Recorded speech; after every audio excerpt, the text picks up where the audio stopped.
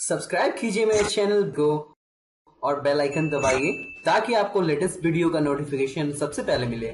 Subscribe to our channel by clicking the subscribe button. Click the bell button and enjoy the latest uploads from our channel. एहतसाब का अमल शुरू किया गया है, उससे ये जजेस खुद को तो शायद बचा लें, लेकिन आइन पर बड़े धब्बे लग गए हैं। धब्बे लग जाएंगे आइन पर।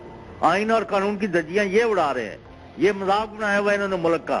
लूट मार इन्होंने किया, डाका इन्होंने मारा, चोरी इन्होंने की है।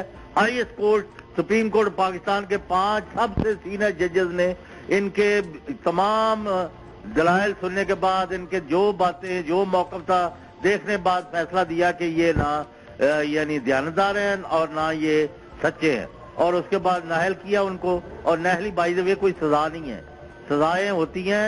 अब जो मुकदमे चल रहे हैं इनके बाद एविडेंस की बुनियाद पर या सजा दी जाएगी या बरी किया जाएगा। सही। अच्छा जज साहब, उनका ये भी कहना था मरियम नवाज का कि शदीद तहफ़्फ़ुज़ात होने के बावजूद आज वो अदालत में पेश हुई हैं और उन पे सिर्फ इसलिए मुकदमात बनाए गए हैं क्योंकि वो नवाज शरीफ की बेटी हैं।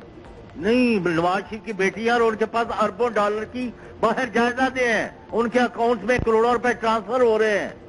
आम कारोबारी आदमी जितनी मर्जी मेहनत कर ले, उसके पास अरबों खरबों कहाँ से आते हैं? ये सारा लूट का पैसा है। ये असल हकायक लोगों को क्यों नहीं बताते? और ये क्यों ये पेश होना है? इनका कोई एहसान नहीं है अदालत पर। इनको लोगों को घरों से घसीट के चादर और चार दीवारी का तहफ़्फ़ुज़ पामाल करके लोगों को पेश किया जाता है। इनके साथ वो डॉक्टर दानिश सही कह रहे हैं, ये तो इन्होंने दामाद बनाया हुआ है सबको। माफ करना, इस तरह होते हैं अदालतों में कारोबार। और वजह यह है कि फेडरल गवर्नमेंट इनकी, पंजाब गवर्नमेंट इनकी, गिलगित बल्तिस्तान इनकी, आजाद कश्मीर इनकी, बलूचिस्तान की, ये सारे जगह इक़्तिदार में कब्ज़ भी हो और state versus accused Nawaz Sharif वगैरह मुकदमे हो, इस तरह चलना नहीं है। सही।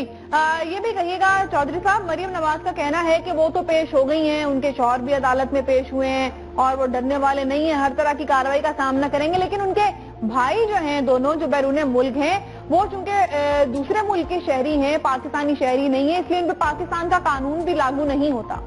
नहीं तो उन्होंने पाकिस्तान की शहरियत जो है तर्क कर दी है, जहाँ सिर्फ पैसा लूट के वहां रखने के लिए और अरबों की जायदादें खरीदने के लिए पाकिस्तानी है, या उन्होंने पाकिस्तानी जैसे नाम लिए हुए हैं। ये ना छोड़ें, ये हमें मतलब बेवकूफ ना बनाएं, सीधी बात करें कि इन्होंने सजाएं खानी है और पैसा जो पाकिस्तान का लूटा वापस करना है या इसी तरह दरबदर होना है।